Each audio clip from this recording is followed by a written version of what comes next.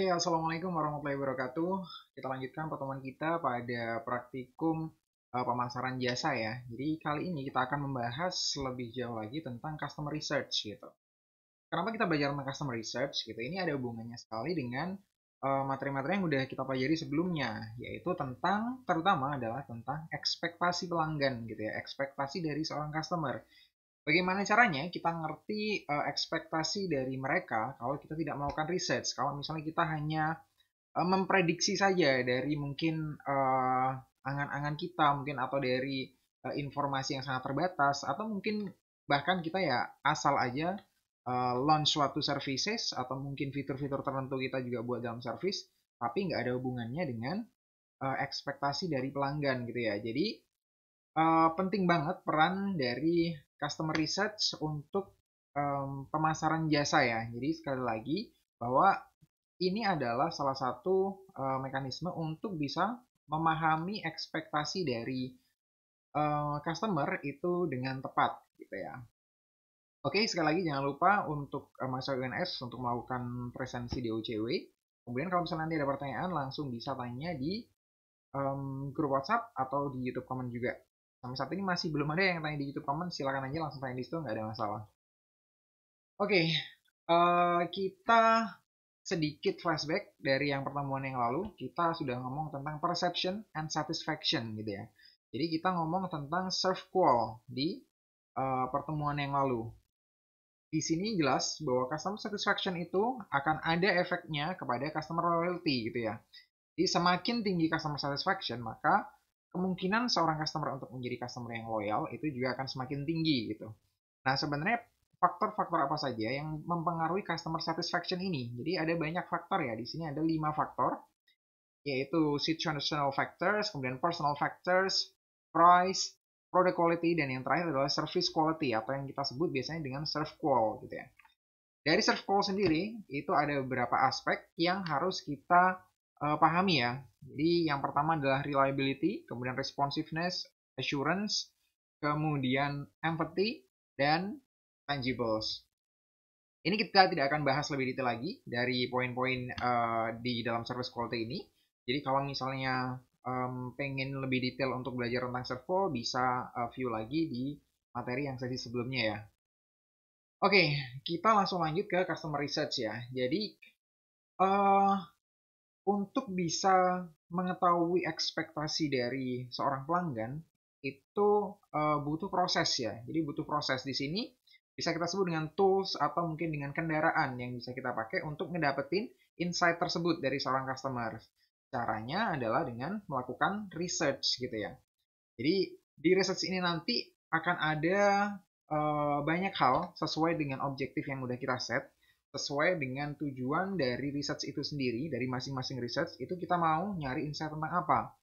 Misalnya kita mau nyari insight tentang ekspektasi, pure tentang ekspektasi seorang pelanggan gitu. Itu bisa. Kemudian kita juga misalnya mau nyari kepuasan pelanggan dari service yang udah kita kasih. Itu bisa gitu ya. Kemudian kalau misalnya kita mau assess bagaimana sebenarnya experience kalau misalnya dari employee kita, dari pegawai kita itu memberikan service ke customers. Kita juga bisa jadi mystery customer gitu ya. Kita jadi datang tiba-tiba gitu kan, atau menyamar, atau mungkin kita menyuruh orang lain untuk datang gitu kan. Jadi mereka langsung experience langsung dari service-nya gitu ya. Dan ini artinya bahwa kalau misalnya suatu perusahaan itu nggak melakukan research dengan baik, maka kemungkinan besar mereka juga nggak akan ngerti tentang ekspektasi dari customer-nya. Yang in turn nanti bakal juga berpengaruh ke satisfaction-nya ya. Jadi ketika ekspektasi itu nggak ketemu, ekspektasi itu miss, maka akan besar kemungkinan adanya gap antara ekspektasi di pelanggan itu dengan perceived service-nya ya. Jadi dengan perceive-nya akan ada gap yang lebih jauh. Artinya dengan adanya gap yang lebih jauh, maka satisfaction tadi nggak tercapai gitu ya. Kemudian um, ini kita bisa lihat di sini untuk definisinya, definisi dari customer research sendiri dari versi yang ada di buku ini adalah customer research itu adalah proses yang sistematis dan objektif gitu ya. Di sini disebutkan sistematis dan objektif karena memang prosesnya melalui mekanisme tertentu itu kita sebut dengan sistematis. Kemudian objektif karena memang kita di sini mengumpulkan data untuk kita interpretasikan secara objektif ya. Jadi nggak semata-mata dari point of view-nya kita aja gitu. Kita cuma sekedar observasi, wah ini kayaknya gini deh gitu kan. Ini kayaknya customer itu butuh yang ini deh, butuh yang ini, butuh yang ini gitu. Hanya sekedar dari kita mengira-ngira gitu. Jadi itu subjektif banget ya. Jadi di sini memang prosesnya adalah lebih objektif. Jadi kita emang benar-benar melihat kayak gimana yang ada di lapangan. Nah, prosesnya itu meliputi mengumpulkan data, kemudian merekam atau menyimpan datanya, kemudian juga menganalisis ya. Jadi setelah data itu kita kumpulkan, kita harus bisa menganalisis datanya gitu ya. Jadi mengumpulkan data saja itu sebenarnya pekerjaan yang lumayan besar dan lumayan time consuming. Hanya saja data yang besar ini nanti nggak akan ada manfaatnya apa-apa kalau kita nggak bisa menganalisis datanya gitu ya. Setelah itu nanti kalau misalnya setelah dianalisis datanya harus kita presentasikan ya. Datanya harus bisa kita tampilkan dengan format dengan bentuk yang bisa diterjemahkan oleh stakeholder yang nanti akan membaca gitu. Contohnya, kalau misalnya kita ada di tim marketing di sebuah perusahaan dan kita emang melakukan research ini, kita termasuk di tim researchnya, kemudian kita nanti harus menyajikan report kita ini ke manajer atau mungkin ke direktur agar mereka ngerti bahwa ada isu-isu seperti ini yang harus ditackle gitu ya. Ada isu yang mereka harus pahami dan mereka harus mengambil kebijakan dari situ, maka penting banget artinya buat kita untuk bisa present ke mereka dengan cara yang efektif gitu ya, dengan cara yang baik, yang sesuai gitu, sehingga mereka nanti nangkep dari apa yang kita maksudkan, apa insight yang kita dapatkan dari research-nya ini gitu. Jangan sampai ada miss di situ. Ketika di situ ada miss, maka ke belakangnya juga kemungkinan ada miss ya. Decision-nya bisa jadi nggak tepat, kemudian nanti otomatis yang ditangkap oleh customer juga nggak tepat gitu ya. Lagi-lagi nanti customer bisa jadi nggak satisfied gitu ya. Padahal harapannya dengan adanya customer research ini kita itu bisa memahami ya di sini dijelaskan juga di sini kita bisa memahami ekspektasi mereka dan persepsi mereka gitu ya. Jadi apa yang mereka butuhkan, seperti apa yang mereka inginkan, itu kita ngerti. Kemudian ketika misalnya service ini udah kita buat, kita juga udah ngerti kira-kira mereka seberapa ngerasa puas dengan service yang udah kita berikan gitu ya. Dan ini harus match gitu ya.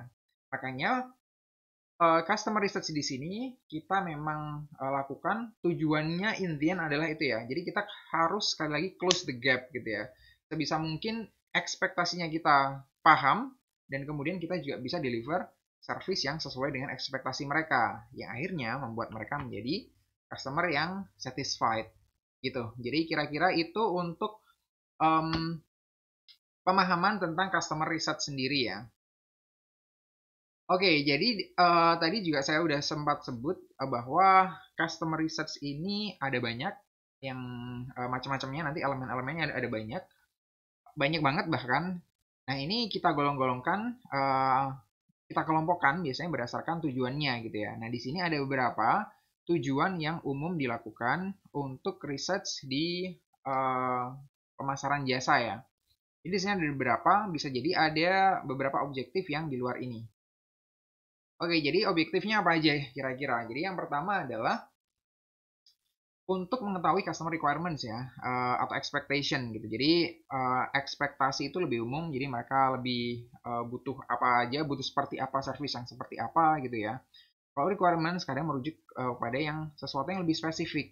Di service kamu harus ada fitur ini, fitur ini, fitur ini gitu ya. Saya butuh fitur ini, fitur ini, fitur ini. Jadi kita bisa tahu dari jenis research yang memiliki objektif seperti ini, kita nanti akhirnya yang kita harapkan adalah kita ngerti dapat insight tentang ekspektasi dan requirement yang mereka butuhin gitu ya. Yang kedua, track service performance ya. Jadi kita bisa monitor dan nge-track service performance-nya. Artinya terutama untuk service yang long term ya, yang jangka panjang gitu, yang orang mendapatkan servisnya itu time span-nya cukup panjang, kita harus nge-track nge-track performance dari servisnya kita gitu kan. Jadi apakah di setiap service encounter itu tetap baik atau enggak gitu ya. Itu harus kita track juga, gitu. Itu harus kita monitor juga. Itu tujuannya. Kemudian yang ketiga, assess overall company performance gitu ya. Jadi kalau ini lebih lebih secara keseluruhan, lebih secara global untuk mengukur performa dari sebuah perusahaan ya, dari kinerja perusahaan in terms of service gitu ya. Dalam hal service-nya itu kayak gimana gitu. Apakah udah bagus secara keseluruhan atau belum. Kemudian yang selanjutnya adalah assess gap between customer expectation and perceptions ya. Jadi ini lebih cenderung ke gap-nya. Jadi emang kita harus ngerti di ekspektasinya juga di persepsinya gitu ya. Jadi dua-duanya itu gap-nya itu kan antara dua itu ya, antara ekspektasi dan persepsi. Ini sedikit berbeda kalau yang di atas tadi itu lebih ke kita cuman pengen tahu ekspektasi mereka aja. Jadi nggak sampai menilai persepsi mereka terhadap service yang udah kita kasih. Kemudian yang berikutnya juga kita bisa bikin research yang tujuannya adalah mengidentifikasi customer-customer yang nggak puas gitu ya, yang kecewa sama kita, itu kita identifikasi. Karena seringkali customer yang nggak puas ini diem ya. Seringkali customer yang nggak puas itu ya udah gitu ya udah aku nggak beli di kamu lagi, aku nggak pakai service kamu lagi, aku pilih yang lain aja gitu ya. Jadi seringkali seperti itu. Walaupun ada banyak yang customer yang emang langsung meluapkan kekecewaan mereka ya. Jadi emang biasanya langsung marah, langsung uh, di depan ketika kita memberikan service kepada mereka, mereka langsung langsung menyampaikan itu. Itu ada yang seperti itu. Tapi banyak juga yang customer-customer yang ketika mereka kecewa itu mereka diem gitu ya. Jadinya kalau misalnya kita nggak melakukan research terhadap customer yang seperti ini, kita nggak tahu kalau sebenarnya di dalam service kita itu ada banyak atau lebih banyak customer yang kecewa. Jadi itu pentingnya untuk dilakukan research dengan objektif yang seperti itu ya. Kemudian to gauge the effectiveness of changes ya. Jadi kalau misalnya ada perubahan yang kita buat, kita misalnya udah dapat insight nih dari sebuah research gitu ya. Terus kita dengan ada insight itu udah kita analyze, oke kita kayaknya bakal butuh perubahan deh gitu ya, butuh perubahan, butuh improvement di sini, di sini, di sini gitu. Nah kita juga harus monitor kalau misalnya perubahan itu efektif atau enggak gitu ya. Apakah perubahan ini ternyata kita udah lakukan, kita udah keluar cost banyak, ternyata malah ditangkap oleh customer itu sama aja gitu, sama aja dengan nggak ada improvement gitu. Atau bahkan dipersepsikan oleh customer malah sebaliknya gitu ya. Kita yang mau serve dia lebih baik, tapi mungkin customer ngerasa nggak membutuhkan itu dan ngerasa itu lebih ribet, bisa jadi seperti itu. Makanya kita tetap perlu untuk memonitor juga perubahan yang kita buat. Kemudian yang berikutnya ini ya, to appraise the service performance of individuals. Ini kalau kita memang mau ngecek atau mau assess ya, mau assess itu mau menilai, mengukur kinerja dari individu di organisasi kita atau di tim kita dan lain sebagainya. Nah ini kayak yang tadi saya sebut bisa dilakukan dengan misalnya contohnya mystery shopper ya atau mystery guest gitu ya. Jadi kita datang baik itu kita sendiri ataupun mungkin orang lain itu yang datang sebagai mystery guest yang sebenarnya itu tujuannya untuk ngecek gimana performance dari tim kita sendiri gitu ya. Gimana performance dari orang-orang yang bekerja di organisasi kita. Kemudian yang berikutnya ada customer expectation for new service ya. Jadi ketika misalnya kita udah baik, kita mau nyiapin service baru ataupun mungkin service baru itu udah kita launch, itu kita juga bisa untuk dapetin insight dari customer juga tentang ekspektasinya. Terutama ini memang ketika misalnya kita belum launch produk sama sekali ya, belum launch service-nya sama sekali, kita pengen memetakan dulu di pasar itu kira-kira kebutuhannya apa gitu ya. Jadi ada analisis tentang kebutuhan dari servisnya itu servisnya kayak gimana.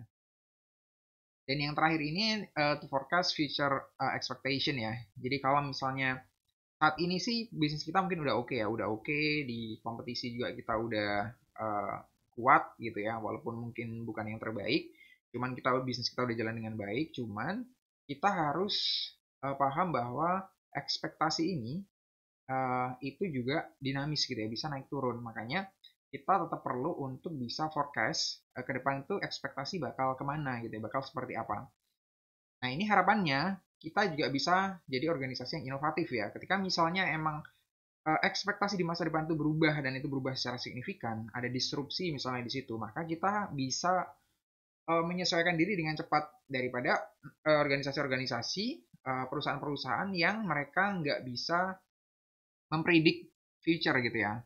Udah pokoknya sekarang kita bagus, ya udah jalan aja gitu. Kita udah terlalu nyaman dengan posisi kita, jadinya ya udah gini-gini aja gitu ya. Dan itu banyak banget ya di perusahaan service pun banyak yang seperti itu. Banyak mereka yang terlalu menikmati posisi mereka yang ada di atas gitu ya. Sehingga ketika disrupsi terjadi, mereka nggak bisa menyesuaikan gitu ya. Kalau boleh di sini yang saya contohkan adalah kalau di dunia service mungkin Bluebird gitu ya. Kita let's say Bluebird gitu kan. Bluebird mungkin saya kurang tahu kalau di Solo ada atau enggak ya. Cuman kalau di Jakarta pada beberapa tahun yang lalu sebelum ada online transportation, Bluebird itu salah satu jawara ya, jawara di dunia pertaksian gitu kan. Even saya walaupun mahal sebenarnya itu cenderung menggunakan Bluebird karena emang Bluebird punya value yang lebih dibandingkan perusahaan taksi yang lain gitu kan. Dan secara harga perbedaannya nggak terlalu signifikan gitu dengan taksi yang lain. Oke, berarti pilihannya cuma ada itu. Sedangkan ekspektasi pelanggan ketika teknologi ini sudah mulai apa ya banyak dipakai oleh lebih banyak orang itu sekarang udah tech savvy ya bahasanya. Jadi kita udah terbiasa banget dengan teknologi.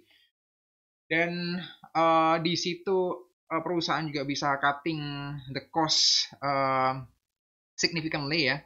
Jadi gede banget perbedaan antara harga ketika kita naik Bluebird sama harga ketika kita naik transportasi online.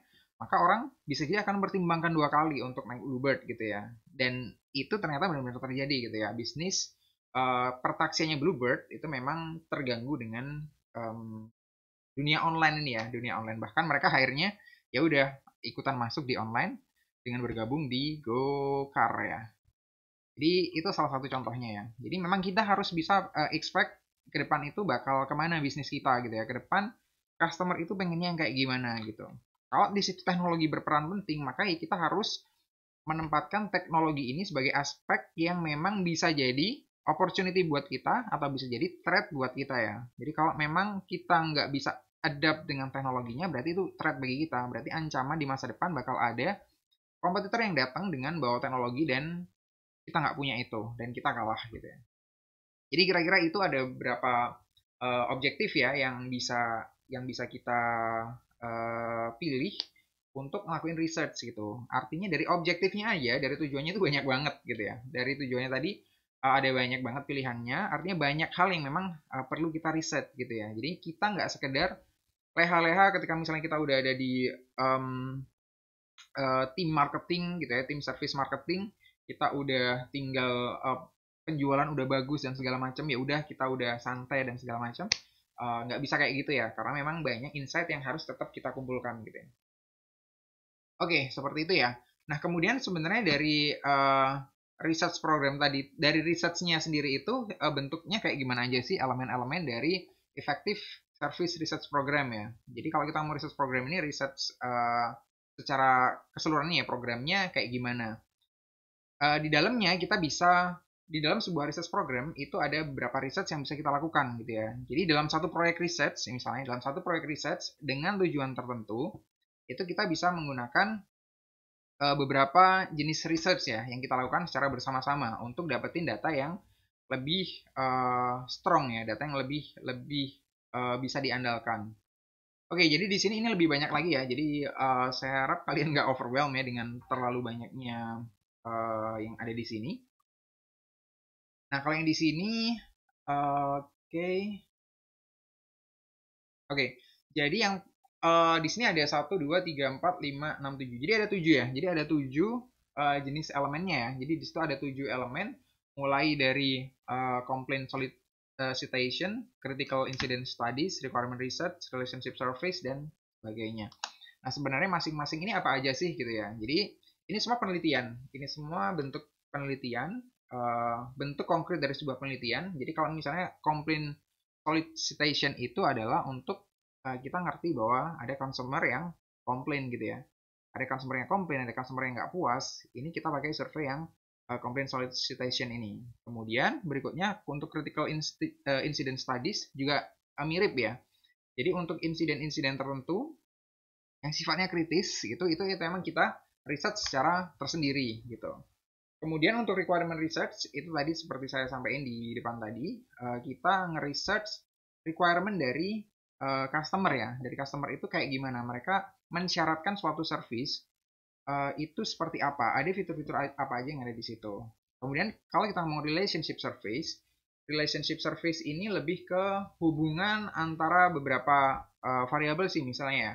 Kayak tadi, misalnya kalau customer itu merasa puas, apakah mereka akan punya niatan untuk kembali lagi ke tempat kita atau enggak gitu ya. Nah itu juga perlu kita um, cek juga gitu ya. Karena bisa jadi mereka puas tapi mereka nggak pengen balik dengan alasan tertentu gitu ya. Itu yang perlu kita cari tahu. Alasannya apa? Kalau misalnya alasan itu bisa kita mitigasi, bisa kita cari jalan keluarnya, maka ya kemungkinan customer-customer yang seperti ini nanti akan balik lagi ke tempat kita. Kemudian ada namanya serve call service. Serve call service ini serve call kan udah kita bahas ya di pertemuan yang sebelumnya. Circle service ini di sini memang warnanya berbeda karena memang circle service ini akan jadi bahan untuk praktikum kita ya. Jadi bahan untuk latihan kita nanti di sesi tersendiri karena memang serve call ini cukup panjang, cukup banyak poinnya yang harus kita tentuin gitu ya. Jadi memang nanti kita langsung latihan dengan circle survey-nya ya. Jadi kalau circle survey seperti apa nanti akan saya tunjukkan mungkin sekilas itu bentuknya kayak gimana. Kemudian trailer calls or post transaction surveys itu berarti kalau misalnya ini ya feedback yang dari feedback yang secara langsung biasanya yang secara real time langsung kita dapatkan dari service encounter gitu ya. Jadi kalau kita habis ngasih service, mereka langsung ngasih feedbacknya gitu. Seperti form kepuasan pelanggan dan kalau misalnya kalian di toko-toko Indomaret, Alfamart itu yang kalian mencet di layar puas nggak puas gitu ya. Cuman kalau sekedar puas nggak puas itu terlalu dangkal ya gitu ya. Jadi orang kemungkinan juga puas nggak puas juga mungkin karena sungkan sama Maya juga mencetnya puas-puas aja dan kita nggak ngerti sebenarnya seberapa puasnya dia, seberapa nggak puasnya dia atau sebenarnya dia netral-netral aja kita nggak cukup tahu karena memang um, pengukurannya terlalu simpel ya. Kemudian yang berikutnya adalah sosial media. Sosial media itu juga kita ngerti banyak insight juga sebenarnya dari sosial media gitu ya termasuk tadi misalnya ide-ide baru, saran-saran baru dan segala macam. Oke, ini baru 7 dan di halaman berikutnya masih ada lagi, itu jumlahnya 8 ya. Oke, jadi yang di sini yang tadi di bagian headernya tadi ketutup ya. Sorry. Jadi yang headernya sebenarnya di sini time of research, kualitatif, kuantitatif, monitor requirement, time needed sama frekuensi gitu ya. Oke, tadi belum sempat saya bahas yang bagian kanan ya. Yang bagian kanan ini kualitatif atau kuantitatifnya, kemudian waktu yang dibutuhkan, dana yang dibutuhkan, sama periodenya. Jadi kalau misalnya di sini hampir semuanya itu mix ya. Jadi ada kualitatif, ada kuantitatif ya. Jadi yang bagian atas-atas complaint solicitation, kemudian critical incident studies itu lebih kualitatif gitu. Datanya lebih kualitatif artinya sebenarnya datanya nggak kita olah dengan angka ya. Jadi memang datanya nggak kita olah dengan angka, biasanya memang berupa insight yang kita dapat secara verbal misalnya gitu ya. Jadi memang kita nanya-nanya misalnya kenapa Bu kira-kira tadi nggak puas dan segala macam. Jadi itu memang kita list gitu ya. Kita list, cuman listnya bukan list yang nanti kita olah dengan angka ya, dengan statistik. Jadi itu kualitatif. Nanti kalau misalnya kalian, saya kurang tahu kalian udah dapat research atau belum ya, kayaknya belum. Nanti kalian akan belajar lebih jauh tentang kualitatif dan kuantitatif gitu ya. Nah, search call di situ itu termasuk yang kuantitatif gitu ya. Kuantitatif itu sebenarnya juga gampang ya. Sebenarnya sama-sama tingkat kesulitannya sama-sama aja sih antara kualitatif dan kuantitatif itu sebenarnya sama aja gitu ya. Cuman memang kalau kuantitatif biasanya untuk pengumpulan datanya itu lebih bisa cepat ya, lebih bisa cepat daripada kualitatif gitu. Kalau kualitatif kalian harus melakukan contohnya kayak interview, kayak focus group discussion gitu dan lain sebagainya. Itu yang butuhin waktu untuk ngumpulin. Beda kalau misalnya yang kayak kuantitatif yang kita nyebar kuesioner gitu ya. Kayak misalnya serve call ini kita tinggal nyebar kuesioner gitu, nyebar kuesioner, nanti ada responden yang ngisi, udah kita langsung dari situ bisa analisis datanya, kita dapat insight-nya. Jadi kayak gitu. Kemudian mungkin kalau secara finansial mungkin kita nggak terlalu relate sama itu. Mungkin yang paling kanan ya. Paling kanan itu periodenya. Jadi kalau serve call itu kita lakukan biasanya annual ya, tiap tahun gitu. Sedangkan ada uh, jenis penelitian lain yang dilakukan secara terus-menerus. Kayak misalnya yang di paling atas ya, complaint solicitation itu continuous.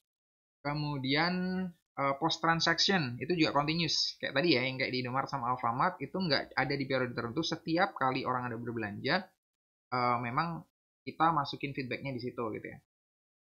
Kemudian sosial media juga continuous gitu ya. Oke, kemudian kita balik lagi yang ke bagian keduanya ini ya, yang di LMS bagian kedua.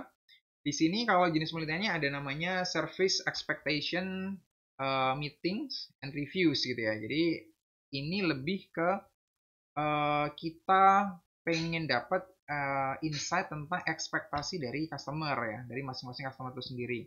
Kemudian yang kedua, atau ini ke-9 sebenarnya, ke-9 adalah proses checkpoint evaluations gitu ya. Proses checkpoint di sini yang dimaksud adalah, jadi kalau misalnya tadi ada service yang punya time span yang panjang dan punya banyak service encounters ya. Ingat ya tentang service encounters itu titik-titik di mana customer ketemu dengan service-nya gitu, ketemu dengan service delivery-nya. Jadi kita emang ngasih service delivery di titik-titik tertentu, di banyak titik kemungkinan kalau time span-nya panjang. Nah, proses checkpoint evaluations ini itu ngecek, bukan ngecek ya, sorry, mengevaluasi di setiap titiknya ya, di setiap titik-titik yang mungkin emang kita kelompok-kelompokkan ya. Jadi mungkin di beberapa titik pertama kita kelompokkan, kita pengen ngerti evaluasi dari customer kayak gimana gitu ya.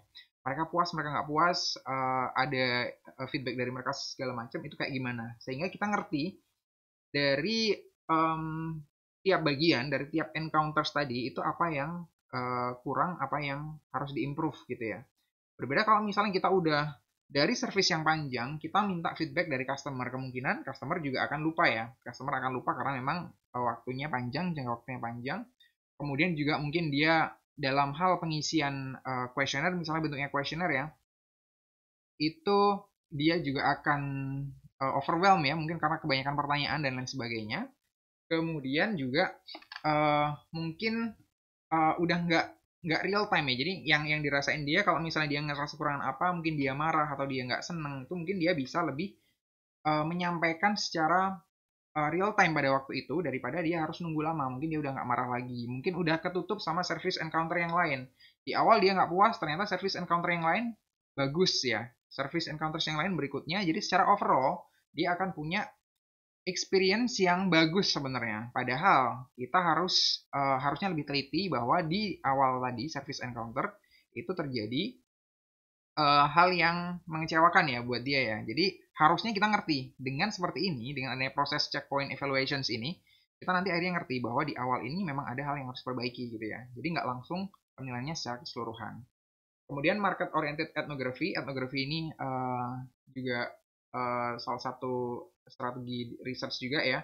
Jadi ethnography ini kita benar-benar bisa jadi bagian dari sebuah objek yang kita teliti gitu. Jadi kalau misalnya kita pengen ngerti gimana sih customer apa ya, customer pedesaan mungkin atau dari desa tertentu atau desa mana atau mungkin di yang lebih pelosok lagi, mereka berekspektasi terhadap servis listrik misalnya atau mungkin servis jaringan telepon dan lain sebagainya. Jadi kita emang benar-benar berada di mereka gitu ya, berada di tengah-tengah mereka, benar ngertiin tentang mereka lebih menyeluruh dari budayanya, dari value yang ada di masyarakat itu sendiri seperti apa, sehingga membentuk persepsi terhadap produk seperti apa, ekspektasinya juga seperti apa, kayak gitu ya. Jadi kita lebih menyelam di objek penelitian kita gitu ya. Jadi kita emang benar-benar ngobservasi dan kita ada di dalamnya dan kita juga sebagai partisipan dari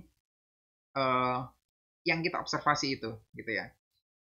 Kemudian yang berikutnya mystery shopping ya. Tadi yang udah kayak saya sebut mystery shopping itu kalau sebenarnya orang dari kita atau dari auditor atau siapapun itu sebenarnya datang ke tempat kita sendiri sebenarnya atau ke kantor cabang kita yang di tempat mana atau di kantor-kantor pelayanan kita di tempat-tempat lain itu datang pengen ngecek bahwa mereka udah sesuai standar operation belum gitu kan, atau kalaupun udah sesuai standar operation itu service-nya biasa aja atau delightful gitu ya, atau sekedar sesuai standar aja atau emang mereka bagus banget.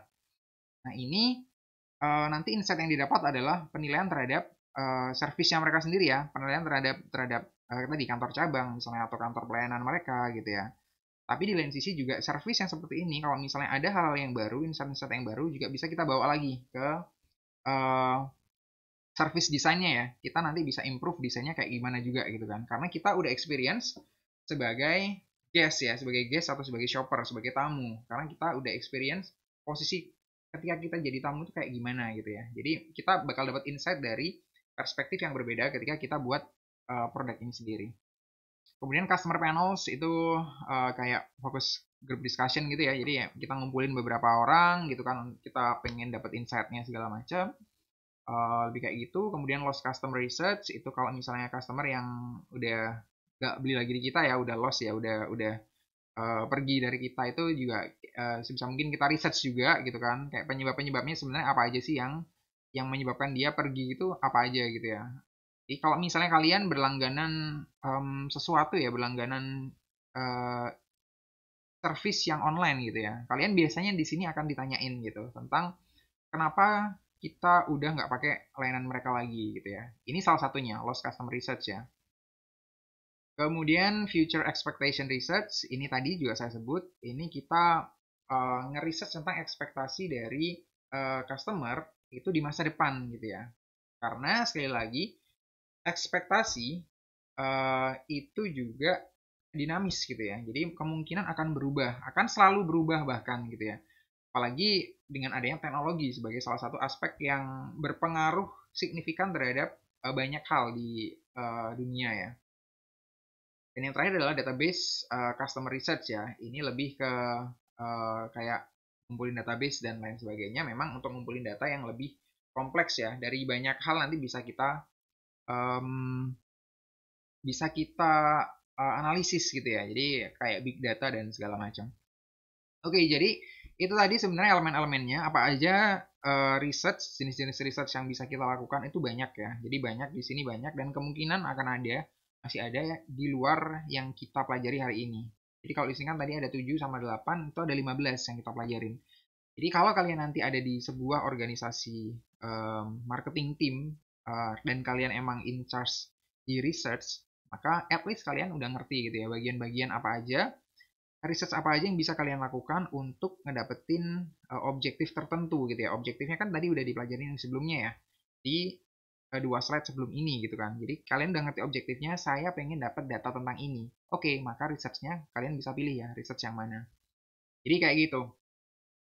Jadi kalian juga ngerti nanti dari time needed-nya di sini ini apa namanya bisa jadi bisa lebih tinggi atau bisa lebih rendah ya. Cuman di sini secara umum kalau seperti time sama monetary sama budgetnya yang disiapkan memang untuk melakukan research ini itu seperti yang tampilkan di sini ya. Contohnya kalau misalnya kita ambil jenis penelitian yang market oriented ethnography tadi ya. Jadi market oriented ethnography itu akan kualitatif. Kita yang tadi ya, kita stay di suatu masyarakat atau suku tertentu atau dimanapun atau di apa ya komunitas tertentu dalam jangka waktu yang lama dan kita belajar banyak dari situ gitu ya. Kita emang mengamati, kemudian kita juga menginterview dan segala macam. Itu secara dana kemungkinan kan memang butuh dana yang lumayan ya, yang cukup cukup besar sebenarnya untuk bisa membiayai kita ketika berada di sana gitu ya. Dan juga secara waktu terutama karena kita ketika melakukan etnografi itu emang waktunya cenderung panjang dan emang harus nggak boleh sebentar ya. Kalau cuma sebentar 1 minggu gitu, insightnya nggak akan cukup strong ya, nggak akan cukup kuat ketika kita cuma 1 minggu aja di tempat tertentu gitu. Makanya di sini dari time yang dibutuhkan juga high ya, artinya panjang gitu. Frekuensinya periodik gitu ya, periodik ya hanya di waktu-waktu di periode-periode tertentu aja yang kita udah tentuin gitu.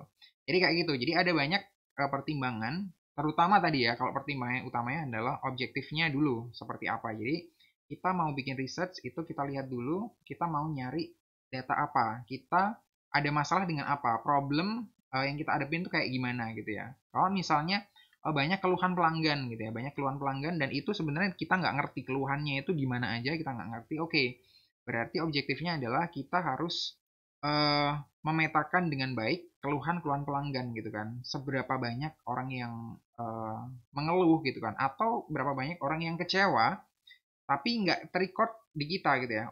Kayak tadi orang yang kecewa tapi nggak ngomong gitu ya. Udah tiba-tiba ya udah pokoknya aku nggak di sini lagi besok, aku nggak mau misalnya di hotel aku nggak mau stay di sini lagi besok gitu. Padahal dia ketika ada di reception baik-baik aja gitu kan. Maksudnya mereka dia emang orang yang bukan tipe apa ya, bukan tipe yang emosional gitu ya. Udah ketika dibayar diem aja selesai pergi, dia nggak akan ke hotel situ lagi gitu kan. Dia nggak akan ke hotel kita lagi contohnya. Jadi ada banyak customer yang kayak gini juga. Jadi kayak gitu ya. Jadi kita harus ngerti dulu problemnya apa, kemudian objektifnya akhirnya jelas. Nanti kita pengen dapat insight apa dari research yang kita lakukan.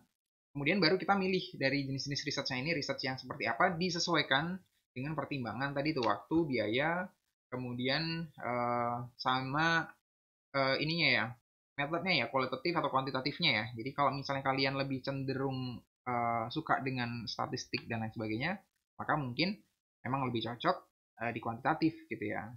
Tapi bukan berarti kalian harus ngelakuin semua penelitian nanti semuanya kuantitatif, enggak ya. Tetap perlu mix dari keduanya. Oke, jadi itu tentang elemen-elemen dari research program yang bisa dilakukan ya. Dan kemudian kita ngomong tentang search flow survey tadi, saya sebut sedikit kan ini yang bakal jadi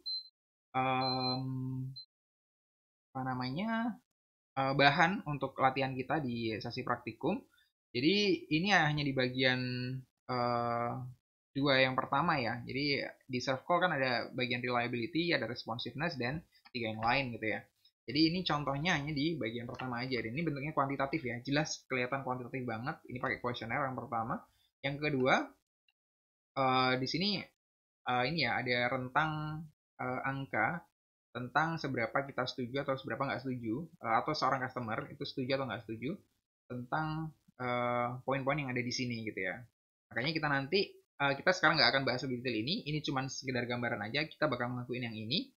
Dan ini masih panjang ya, ke bawah masih banyak panjang. Kita baru ngomong perceptions di sini kan. Di bawah lagi nanti ada namanya um, satisfaction-nya juga gitu. Jadi kita juga nggak hanya bahas tentang persepsinya aja, jadi masih cukup panjang. Makanya kalau misalnya kita bahas sekarang, itu terbatas banget waktunya, nggak akan cukup. Nah, kemudian yang ini bagian terakhir di sesi kita sekarang, tantangan terbesar dari researcher, dari orang yang melakukan penelitian, dari tim marketing kita ketika kita melakukan penelitian, adalah mengubah data yang udah kita kumpulkan tadi ya. Kita udah bikin nih formnya, udah kita bikin, kita mungkin interview juga udah kita lakukan, atau mungkin juga kita udah dapetin banyak feedback dari responden dan segala macam, datanya udah banyak banget yang kita dapat. Tantangannya berikutnya adalah gimana caranya data ini tadi yang udah kita kumpulkan itu jadi sebuah informasi, jadi insight yang punya uh, value ya, yang punya makna juga gitu. Yang insight itu nanti akhirnya bisa dipakai oleh decision maker itu untuk tindak lanjutnya gitu ya. Jadi jangan sampai data yang udah dikumpulkan ini, wah udah kita udah melakukan riset yang keren, udah tepuk tangan gitu ya. Belum berhenti di situ gitu ya. Jadi belum berhenti hanya di pengumpulan datanya, tapi kita juga harus bisa menganalisis datanya dengan baik gitu kan. Makanya di sini juga apa namanya kecakapan atau kecerdasan kognitif juga tetap diperlukan ya. Jadi gimana kita misalnya um, ngelihat dari data itu data ini logis atau nggak logis dan segala macam. Jadi kita bisa ngerti ya, bisa ngerti dari data itu seberapa baik datanya, seberapa bagus insight yang kita dapat, dan gimana kita nanti bisa ngemas data ini untuk para decision maker ya, untuk para orang-orang yang nanti bisa merumuskan atau bisa mengeksekusi perbaikan ke depan. Kalau misalnya tadi hubungannya sama customer complaint gitu ya, komplainnya di titik mana aja, kita harus ngerti gitu kan. Komplain di titik mana aja dan kenapa itu terjadi gitu kan. Faktor apa yang menyebabkan itu terjadi juga kita harus ngerti juga. Jadi nanti ketika kita udah present itu ke orang-orang yang stakeholder yang decision maker, mereka ngerti um, actionable-nya kayak gimana gitu ya. Jadi oke, saya dapat insight kayak gini, oke, thank you insight-nya. Berarti kita harus ngelakuin ini. Oke, kita lakuin itu gitu ya. Jadi itu yang diharapkan ya. Jadi bukan sekedar insight-nya dapat, oke, oh kayak gitu ya, ya udah gitu ya. Sekedar ya udah aja nggak cukup gitu ya. Karena juga nggak berhenti sampai di situ harusnya gitu kan. Jadi ketika data ini udah dikumpulkan, kemudian bisa dianalisis dengan baik, kemudian reportnya juga dibuat, jadi hasilnya juga represent fakta yang benar-benar ada di lapangan, kemudian nanti ada action dari manajemen juga atas insight yang kita dapat ini gitu ya. Jadi akhirnya adalah di situ gitu ya. Jadi harapannya memang ada action yang kita buat dari organisasi kita sendiri atas research yang kita lakukan gitu ya. Jadi research ini sekali lagi nggak cuma ngumpulin data, tapi juga ada action nanti di belakang yang menjadi konsekuensi dari research yang kita lakukan ini sendiri gitu ya. Jadi kayak gitu ya. Jadi memang research ini kompleks sebenarnya dan prosesnya panjang dan berhubungan dengan banyak stakeholder ya. Jadi ada stakeholder ya, ada customer, ada orang-orang yang ada di dalam organisasi kita, orang-orang yang di eksekutif gitu ya. Jadi banyak stakeholder yang kita juga perlu handle dengan baik. Kayaknya juga ini membutuhkan skill yang cukup baik juga ya. Jadi dengan latihan yang cukup, terutama nanti kalau misalnya kalian udah masuk di dunia bisnis, ya memang kalian harus secara basic at least ngerti dulu apa aja yang bisa dilakukan gitu ya. Nah nanti kalau di detailnya, kemudian latihan dan lain sebagainya, mungkin memang kalian baru dapetin itu ketika di industri gitu ya. Hanya saja kita akan tetap lakukan untuk kompetensi yang serve call ya. Serve call akan kita lakukan di pertemuan praktikum. Oke, jadi gitu ya yang saya sampaikan hari ini. Kalau informasi yang ada di slide terakhir ini sebenarnya tadi udah saya bahas. Tadi yang hubungannya sama stakeholdernya ya, siapa yang bakal dapat informasinya, mereka gimana mau memanfaatkan informasi tersebut dan lain sebagainya. Oke, thank you atas perhatiannya. Mohon maaf kalau misalnya ada salah-salah. Kalau ada pertanyaan sekali lagi bisa tanyain di grup WhatsApp atau di komen di YouTube. Thank you semuanya. Wassalamualaikum warahmatullahi wabarakatuh.